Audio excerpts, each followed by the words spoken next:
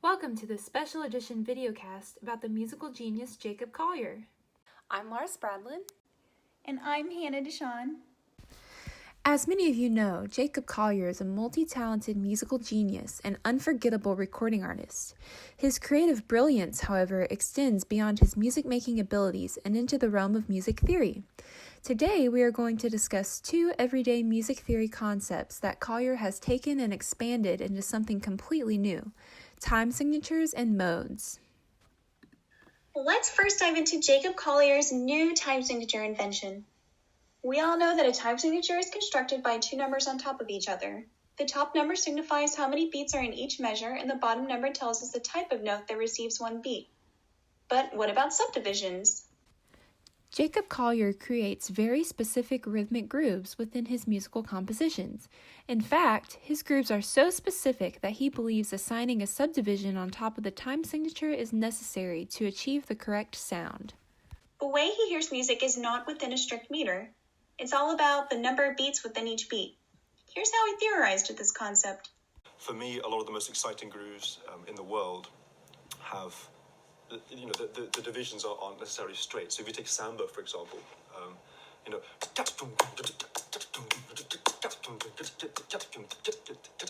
that is not straight, man.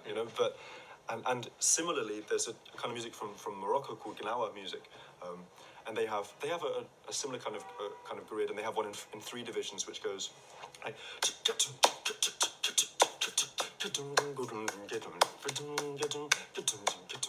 and if you slow that down and incrementally work it out, then just for my own sort of pleasure of working at speed, I guess that's 4-3-2. In a sense, it's like 4-3-2, yeah,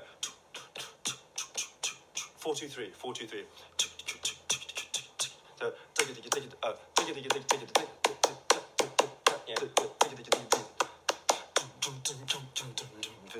And that's actually the groove that I aimed for in my room, because that's a funky groove. That's not quite straight. I think what it does to the groove is it adds this feel. It's like it adds an additional momentum. It like adds a momentum on an alternative axis to the axis of harmony, or moments in the song where the section changes. It's a new way of generating sensations.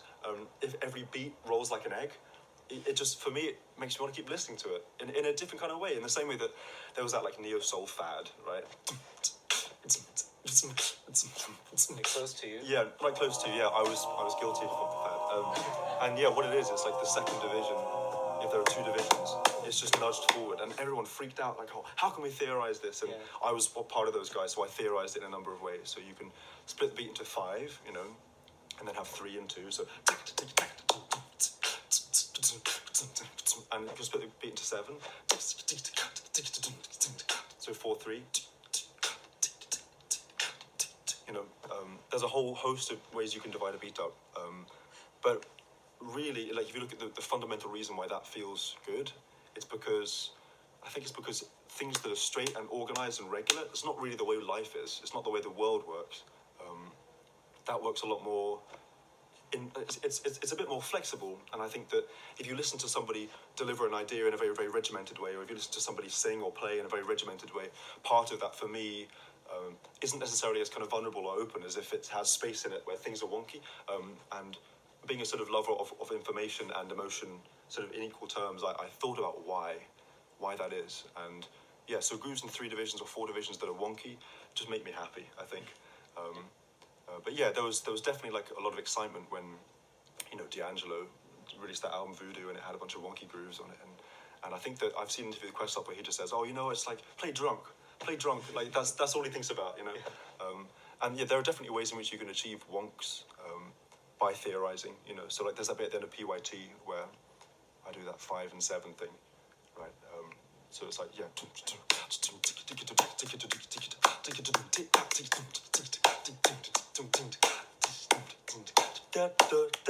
Whatever it is.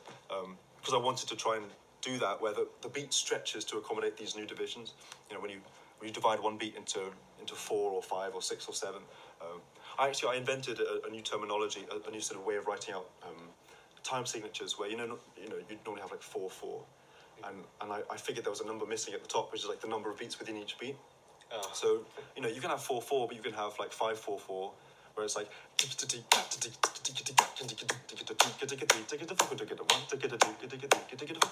and then 7, like 7/4/4, but it's still in 4/4. According to Jacob Collier, music is not understood by a time signature constructed with only 2 numbers, but 3. Designating the rhythmic pulse is what gives music momentum and life. His contributions to music theory do not stop there. Now let's take a look at another way Jacob Collier expands music theory concepts. He takes modes to places that no one ever has before.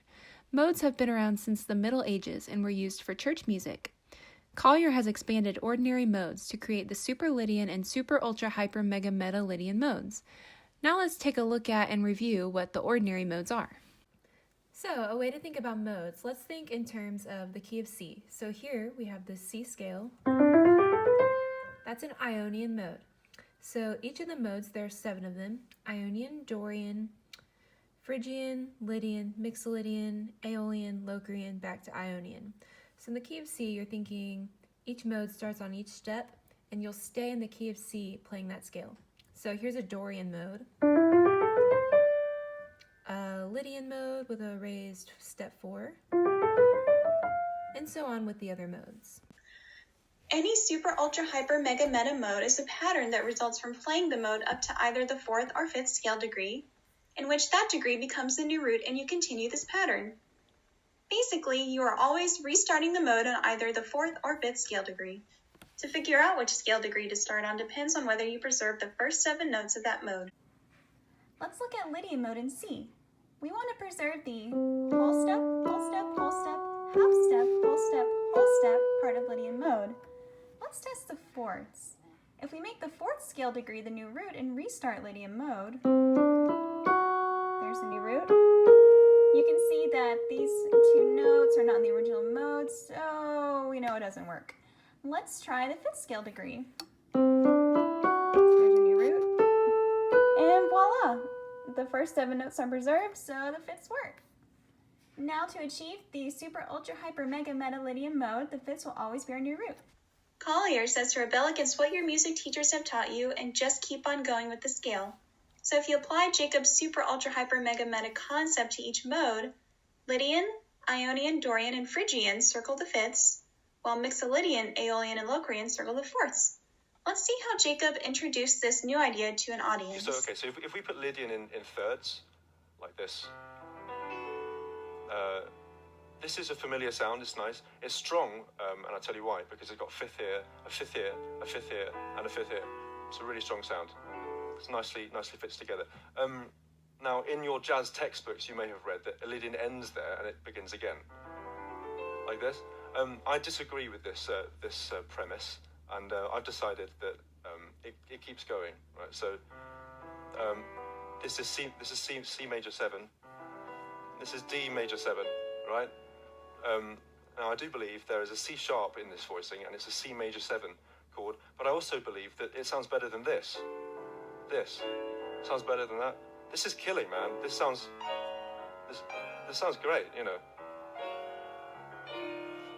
So thus the Super Lydian thing is born. So you can keep going, man. No one told you to stop, really, other than all of your teachers. So this is a big chord, man. Thank you. Yeah. And so yeah. So check that out. That's a Super Lydian voicing. And I tell you what's cool. When you play Super Lydian voicing, and then you play like a quartal voicing, but with the same note on the top, like this, for example. So this is that's a drastic change of color, right? Correct me if I'm wrong, but I think that is really kind of surprising. I enjoy this. You know, that's cool.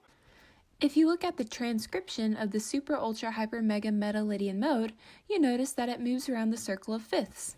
Jacob uses the idea of light and dark regarding the circle of 5ths to explain how he views these modes in music and the feelings they create. Collier says that his new modes provide optimum brightness when used in music. Here's a clip of him explaining that. The super ultra hyper mega meta Lydian, I don't know if I call it a scale, but it's like a sound. The idea of Lydian not stopping at the root when you rise, like do.